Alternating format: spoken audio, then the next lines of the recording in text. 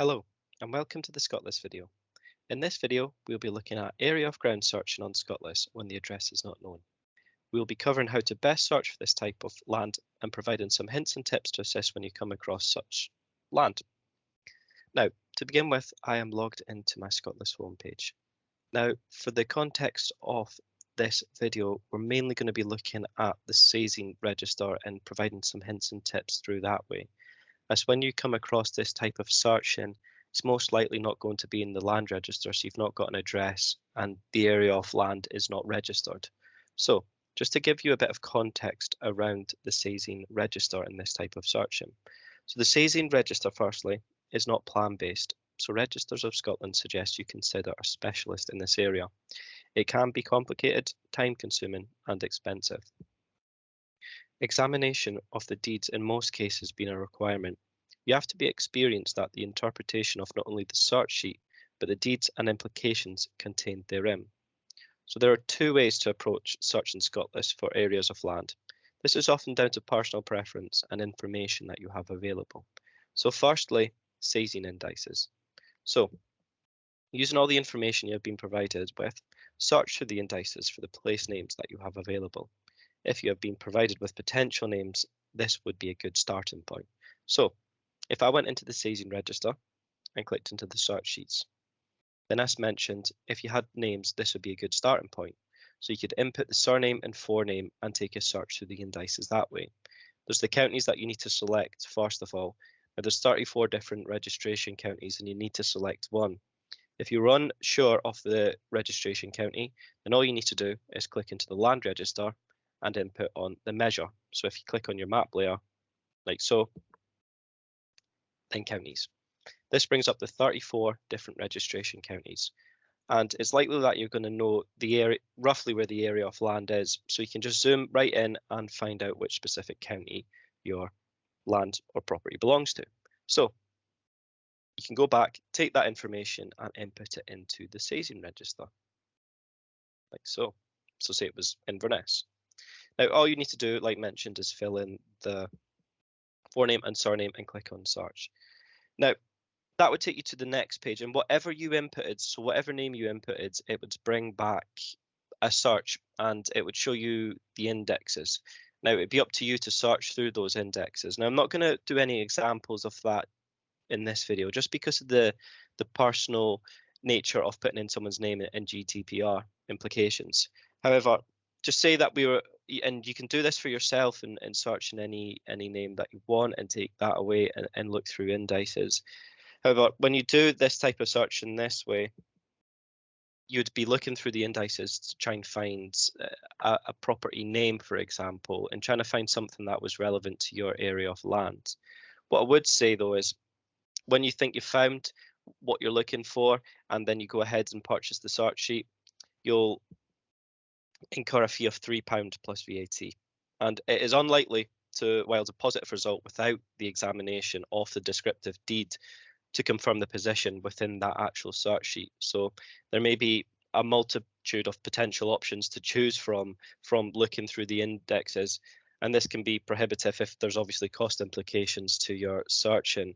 So that's just something to keep in mind.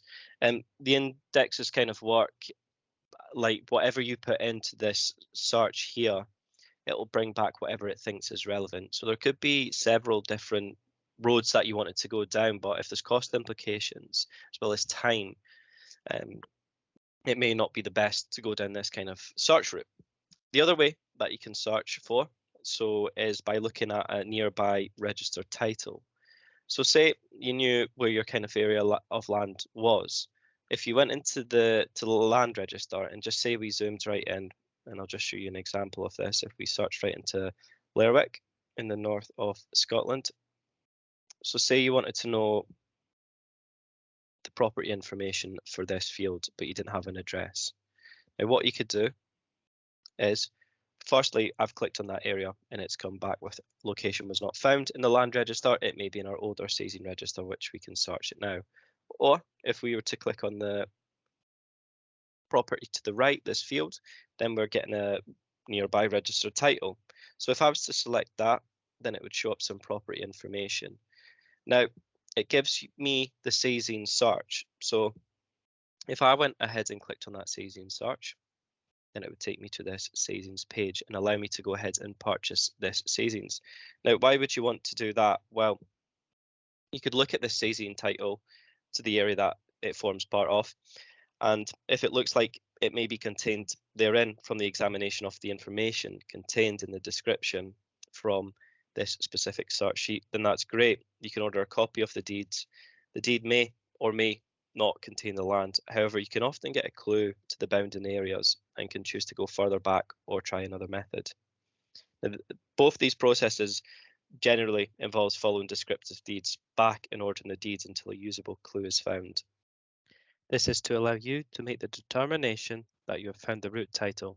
Then you'd examine any break of deeds, transfer outs, on that search sheet to determine if the area has broken off. As the Saysian register is not guaranteed, the determination on ownership would have to be made by yourself. So that's the two different ways. Now, just to cover a few helpful tips as well. There is a measuring tool on ScotLIS Business where you can work out the extent of an area if you're ambiguous about whether a title fits with your findings. This can assist with determining extent. So, for example, the land register has this measuring tool, and you can measure by area or length and by whatever unit. So just say it was meter. So just say I wanted to zoom back into Lyric where we had looked at our previous example, and I wanted to measure a specific part of this land, and I can just press on the start drawing and can connect up here and then get the overall measurement like so. So just a helpful tip to keep in mind. There are also various sites on the internet that information can be viewed or purchased. This can assist with field numbers and can provide clues to a property or nearly property name. So for example, there's the National Library of Scotland. They hold some old OS maps that may assist. And what's great about ScotLIS now is from the 1st of March 2022, you can now see a link to the National Library Scotland's historic map as part of your land register search.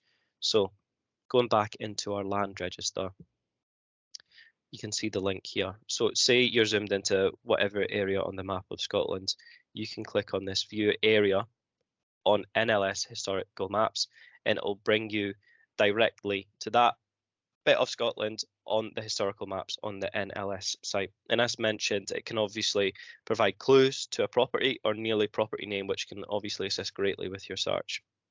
So other tips include as much information as you can get from your customer is something that we'd recommend. A small clue like a known next door neighbour or former name can assist greatly in identifying the correct titles. You've also got Google Maps and general internet information, which are free and can assist or provide clues that you can take into the searching environment. Also, it's worth pointing out that prior to 1934, plans were not kept with the deeds as a matter of course, apart from preservation writs. However, these deeds can have very helpful bounding descriptions with reference to owners of bounding properties. These names can be then searched in the indices. First series search sheets covering from 1871 to 1905 can be requested from searches@ros.gov.uk. So thank you very much for listening, and I hope you found that useful.